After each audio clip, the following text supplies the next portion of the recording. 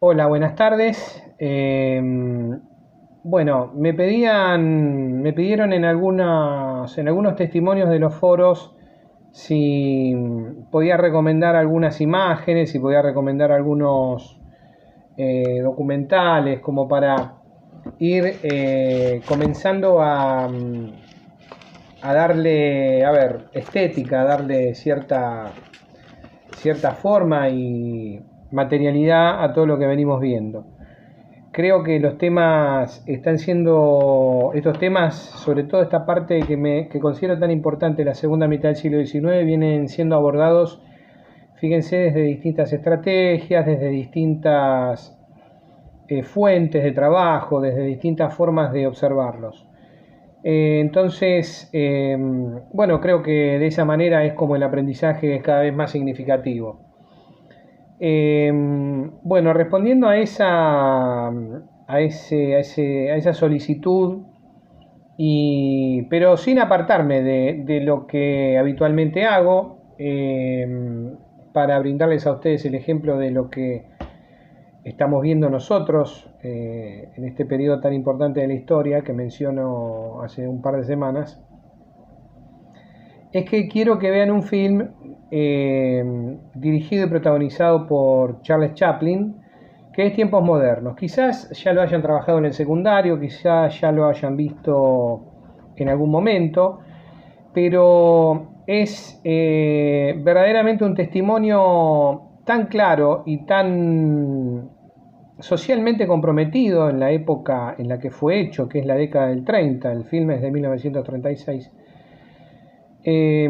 que es posible que no haya un testimonio fílmico que tome de una manera tan directa y simbólica la situación de los obreros y la pobreza en el mundo capitalista de la segunda etapa de la industrialización que estamos viendo.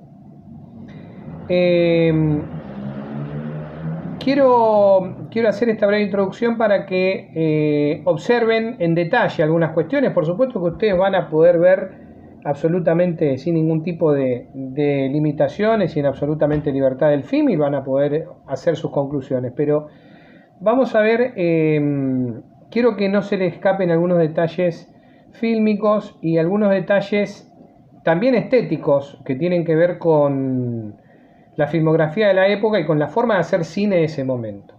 Es una película del cine mudo. Charles Chaplin es uno de los directores y actores, quizás el más famoso del mundo en ese momento todavía, es uno de los hombres más exitosos del cine de toda la historia, un creador fantástico que toma en tiempos modernos la estética a partir de observar otro film que se llamó Metrópolis, que sería muy interesante que ustedes lo vean en otro momento. Es un film de 1927 y que toma el director, que es un alemán que se llama Fritz Lang, una visión futurista de la época y que seguramente cuando yo les relate de qué se trata la van a ver reflejada en otros films que se hicieron mucho más cercanos a nuestro tiempo.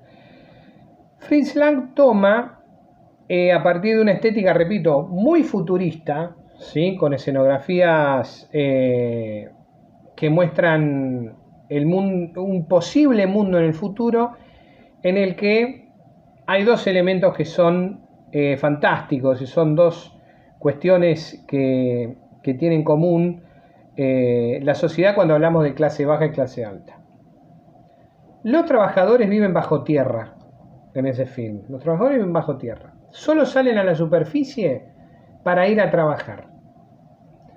Cuando terminan de trabajar vuelven y no tienen permitido en absoluto, ¿sí? Por el control represivo de la época, salir a la superficie en algún otro momento.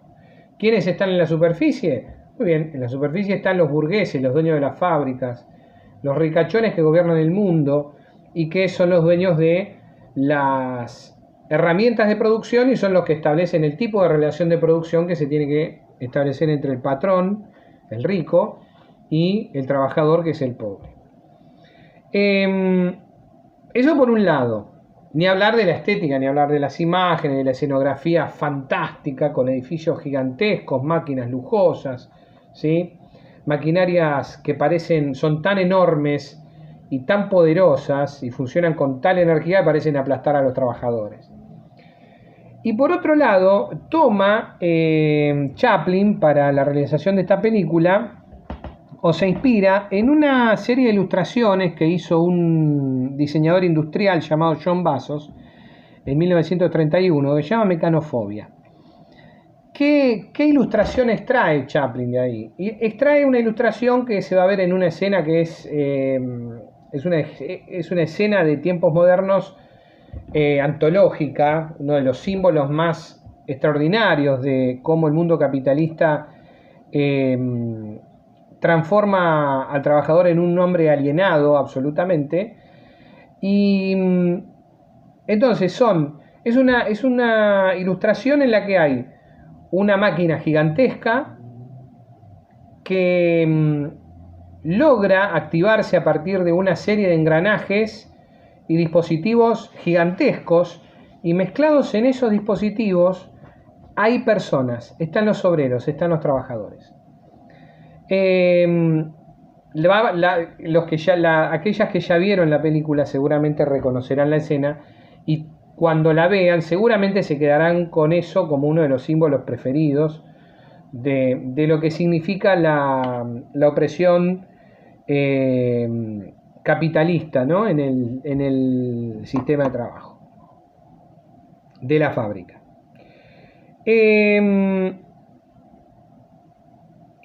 Lo que se observa en la película es muy interesante observarlo, porque no quiero que se pierdan cuando empieza la película, la primera escena de la película, en la que Chaplin lo que hace es comparar un rebaño de ovejas, ¿sí?, con la masa de trabajadores saliendo del subterráneo del metro, justamente yendo a sus lugares de trabajo. Lo hace de una manera que hoy a nosotros nos resulta muy sencillo verla en el cine, porque hoy la edición se hace con métodos digitales que permiten un rápido trabajo, pero Chaplin en 1936, con esos dispositivos que tiene a mano, lo hace a partir de una sucesión de imágenes, de pegar una escena con la otra. El rebaño de ovejas y atrás la cantidad increíble de trabajadores que sale al trabajo. Él lo declara posteriormente, cuando explica de qué se trató Tiempos Modernos, de que no es despectivo hacia los hombres, sino que significa de qué manera pretende la burguesía industrial, los ricos, los dueños del capital, que se muevan los trabajadores. Y bueno, en esto podemos ver mucho de Marx también, ¿no? El hombre alienado, ¿sí? Podemos ver justamente las condiciones de trabajo de los operarios en la fábrica, y la condición de proletariado, ¿no?, que tiene el operario junto a sus familias. Es interesante entonces que observen esa escena, porque, repito, es emblemática y es prácticamente uno de los símbolos fundamentales de la película. En cuanto a lo que se refiere al tema específico de la película, vamos a observar que el sustento de la acción del protagonista de la película es observar cómo el trabajador de la fábrica se convierte en un hombre absolutamente alienado.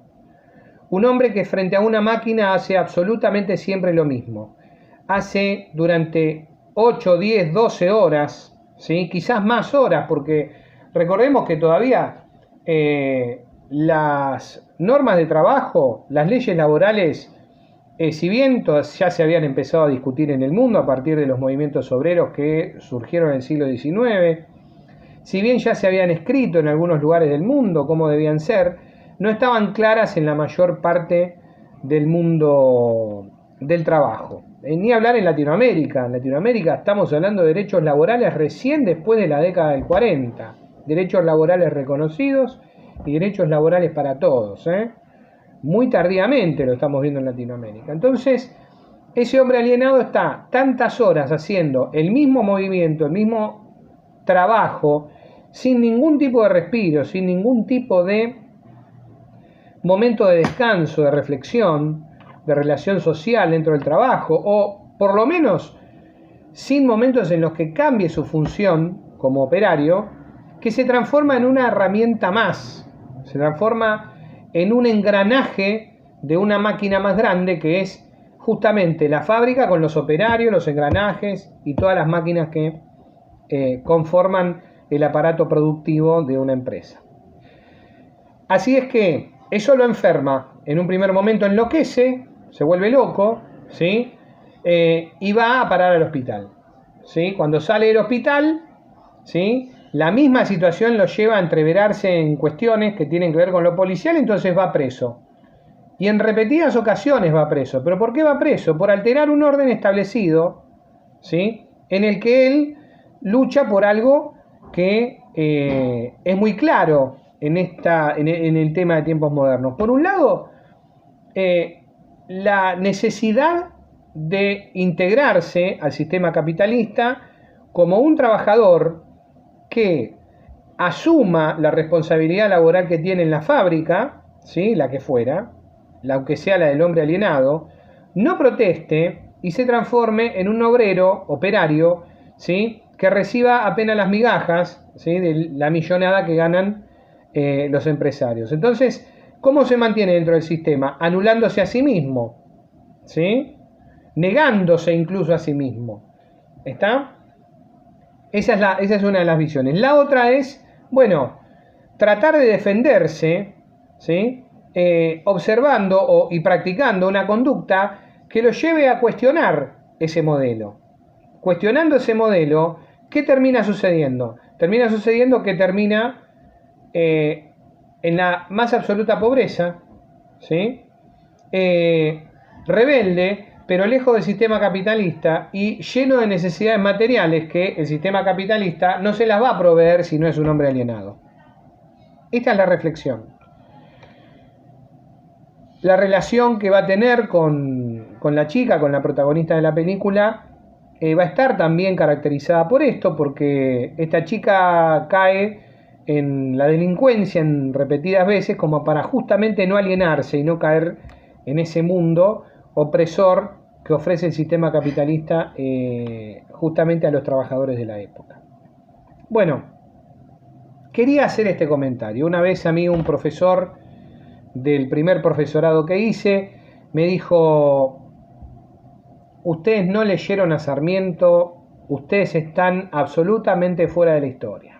Y estábamos hablando del profesorado de historia. Yo creo que no ver tiempos modernos nos deja fuera de la comprensión total de lo que significó el proceso histórico que estamos caracterizando, que es la segunda mitad del siglo XIX, y fundamentalmente, bueno, tomando el tema excluyente que es el formidable, gigantesco y extraordinario desarrollo tecnológico de ese momento de la historia. Quería hacerles una introducción a la película, ¿sí? Quería hacerles esta introducción porque me parecía importante contarles de qué se trata, porque, bueno, la mayor parte de ustedes son muy jóvenes, están habituadas, por supuesto, a otro modo de ver cine, a otra forma de hacer cine, ¿sí?, que es la forma moderna, ya con métodos muy diferentes a los que se usaban en la época. Y para no agobiarlas, ¿sí?, con algo tan raro, tan diferente y sobre todo mudo, en la que van a ver que los subtítulos que aparecen en algunas escenas están en inglés, pero todo lo que sucede es demasiado claro como para tener que explicarlo con palabras. Bueno, creo que resta solamente que vean la película. Creo que estoy contento con lo que destaco del film, que me sigue apasionando. Yo con ustedes esta semana también lo voy a volver a ver porque me enriquece mucho y siempre se encuentran detalles muy interesantes para continuar aprendiendo, no solo de cómo se hacía cine en ese momento, sino también de qué manera la sociedad de la época reprimía a aquellos que buscaban tratar de ser otra cosa, que no fuera un engranaje de una máquina, de carne y hueso. Bueno, y aclararles, Charles Chaplin quizás haya sido el más grande genio de la historia del cine, ¿sí? Por supuesto que filmando en otro tiempo, pero yo no soy crítico de cine, pero soy soy muy cinéfilo y realmente leo mucho sobre estas cuestiones y me gusta leer las críticas de cine. Entonces, estas consideraciones me parece que son importantes de tener en cuenta para cuando uno se sienta a ver una obra o que se encuentra, mejor dicho, tan fuera de nuestro tiempo. Bueno, las dejo con el film, las dejo con una pequeña actividad que van a hacer y con las reflexiones que me gustaría que hagan en un foro. Voy a dejar abierto un foro, ¿sí? Para que ustedes trabajen la película. Bueno, espero les guste la idea y espero que les sirva el material. Vamos a seguir viendo películas y recordemos, acuérdense de buscar de Fritz Lang la película Metrópolis, ¿sí? Metrópolis, ¿sí? Les prometo que voy a volver a buscarla porque la vi hace mucho y la voy a volver a buscar en páginas digitales para ver en qué sitio pueden ustedes encontrarla. Las voy a ayudar a buscarlo. Bueno, nos vemos. Que tengan una buena semana.